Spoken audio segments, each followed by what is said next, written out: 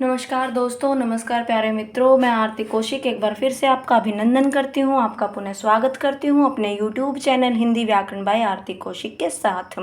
तो सबसे पहले आप सभी को रक्षाबंधन की हार्दिक शुभकामनाएं। उम्मीद करती हूँ कि सभी का रक्षाबंधन अपने बहन भाइयों के साथ बड़ा प्यार से सबने अपने भाइयों को राखी बांधी होंगी। तो चलिए अपना विषय जो है आज का वो स्टार्ट करते हैं, शुरू करते हैं। अपने विषय की शुरुआत करते हुए आगे बढ़ते हैं। तो अपने विषय की शुरुआत करते हुए जब आगे बढ़ते हैं तो हमारा टॉपिक चल रहा था बच्चों, किसका? क्रिया का टॉपिक चल रहा था। अगर क्रिया के बारे में बात करते हैं तो हमने क्रिया के बारे में जानकारी प्राप्त कर ली थी, उसके भेदों की प्राप्त की। तो भेदों के बारे में हमने जाना था कि संरचना के आधार पर क्रिया के भेद कितने होते हैं? 5 होते हैं, जो कि हम किताबों में लिखा पढ़ते हैं। लेकिन अगर बात करें प्रयोग व संरचना के आधार पर, किसके आधार पर? प्रयोग व संरचना के आधार पर अगर क्रिया के भेदों की बात करते हैं तो 8 होते हैं। तो हमने कौन से भेद लिए थे? जो 5 प्रकार लिए थे वो संरचना के आधार पर लिए थे। संयुक्त क्रिया, पूर्वकालिक क्रिया, प्रेरणार्थक क्रिया, नाम धातु क्रिया और कृदंत क्रिया। तथा प्रयोग व संरचना के आधार पर जब हमने 8 भेदों की बात की थी तो वहां पर हमने देखा कि 3 भेदों को हमने और इसमें शामिल कर लिया है। अब हमारे 3 भेद कौन से हैं बच्चों? सामान्य क्रिया, सहायक क्रिया और हमारा आ जाता है सजातीय क्रिया। तो चलिए बच्चों आज बात करते हैं, इन्हीं विचारों के साथ में रखते हुए पहला प्रकार उठाते हैं। तो पहला प्रकार आता है हमारा, कौन सा प्रकार आता है? क्रिया की भेदों की बात करें तो देखिए हम क्रिया के भेदों की बात करने जा रहे हैं और पहला भेद आता है हमारा बच्चों, पहला भेद आता है बच्चों हमारा सामान्य क्रिया। तो देखिए सामान्य, नाम से ही पता चल रहा है, बिल्कुल सामान्य बात रहेगी।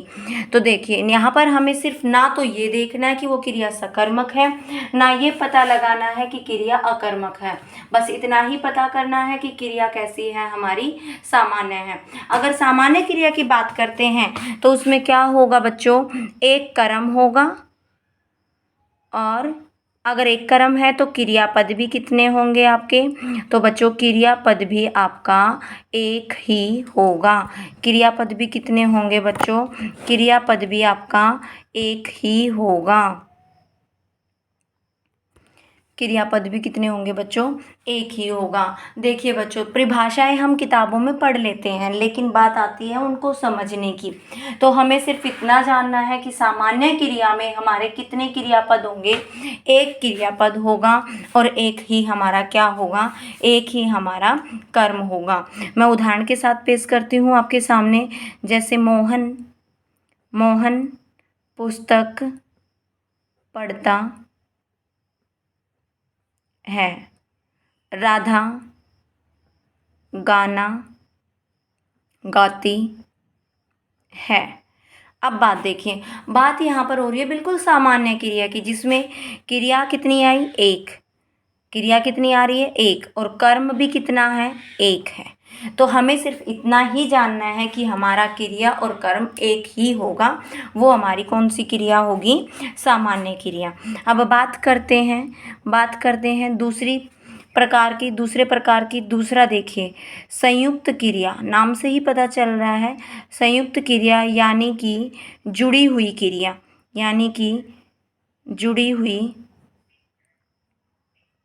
जुड़ी हुई क्रिया। अब जुड़ी हुई क्रिया है तो हमारी देखिए एक से ज़्यादा होगी। बिल्कुल क्रियापद कितने होंगे? एक से ज़्यादा। लेकिन ध्यान रहे कर्म कितना होगा बच्चों? कर्म हमेशा इसमें भी एक ही होगा। कर्म इसमें भी एक होगा, लेकिन क्रियापद कितने हो जाएंगे? क्रियापद हो जाएंगे आपके, क्रियापद दो हो जाएंगे। अब यहाँ पर क्रियापद दो तो होंगे, लेकिन दोनों क्रियापद आपको क्या दर्शाएंगे? एक ही काम के बारे में, एक ही कर्म को पूरा करेंगे। जैसे उदाहरण लेते हैं बच्चों। उदाहरण है आपने पाठ पढ़ लिया। आपने पाठ पढ़ लिया। अब देखिए यहाँ पर क्रिया कितनी हुई है? अगर क्रियापद देखें तो दो लिए गए, पढ़ना और लेना, दो क्रियापद हैं, लेकिन कर्म कितना हुआ है? कर्म क्या हुआ है कि पाठ पढ़ा है। बस बच्चों से पूछा जा रहा है कि आपने पाठ पढ़ लिया। पढ़ना और लेना दो अलग अलग क्रियाएं हैं। अगर क्रियापद की बात करें तो दोनों अलग अलग है, लेकिन बात करते हैं किसकी? बात करते हैं यहाँ पर कर्म की। तो कर्म कितना हुआ है बच्चों? कर्म यहाँ पर आपका एक ही पूर्ण हो रहा है। आगे बात करते हैं, आगे लेते हैं अपना तीसरा प्रकार। आगे लेते हैं तीसरा प्रकार।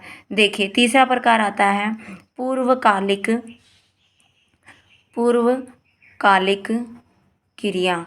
तीसरा प्रकार आया बच्चों आपका पूर्वकालिक क्रिया। देखिए पूर्व का अर्थ होता है पहला, यानी कि पहले काल की, जो पहले समय में पहले काल की क्रिया, यानी कि पहले काल की क्रिया, यानी कि काल क्या होता है आपका? समय। काल क्या होता है? समय। पहले समय की क्रिया। अब पहले समय की क्रिया आपको क्या बोलती है? यानी कि वाक्य में दो क्रियाएं होंगी। क्या होंगी? दो क्रियाएं होंगी, दो क्रियापद होंगे, लेकिन जो पहला क्रियापद होगा वो पूर्ण हो चुका होगा। कैसा होगा? पूर्ण होगा, पूर्ण हो चुका होगा। अब कैसे? उदाहरण देखते हैं। उदाहरण देखिए, राधा पाठ पढ़कर सो गई। राधा पाठ पढ़कर सो गई। अब राधा ने यहाँ पर दो काम किए हैं, पढ़ना और सोना। कौन से दो काम किए?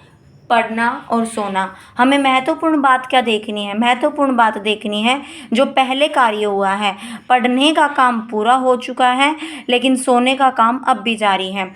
जो मुख्य क्रिया है, यानी कि जो अंत में क्रिया हो रही है, दूसरी क्रिया हो रही है, वो चाहे चल रही है, पूर्ण हो चुकी है, या अभी भी आगे होने वाली है, उस बात से हमें कोई फ़र्क नहीं रहेगा। हमें फ़र्क पड़ता है कि जो पहली क्रिया है वो पूर्ण हो चुकी है, वही क्रिया क्या कहलाएगी? आपकी पूर्वकालिक क्रिया कहलाएगी। देखिए हिंदी के बारे में हम बड़ा आसानी से पढ़ लेते हैं, लेकिन उसको समझने में उतनी ही गहराई में जाना पड़ता है हमें।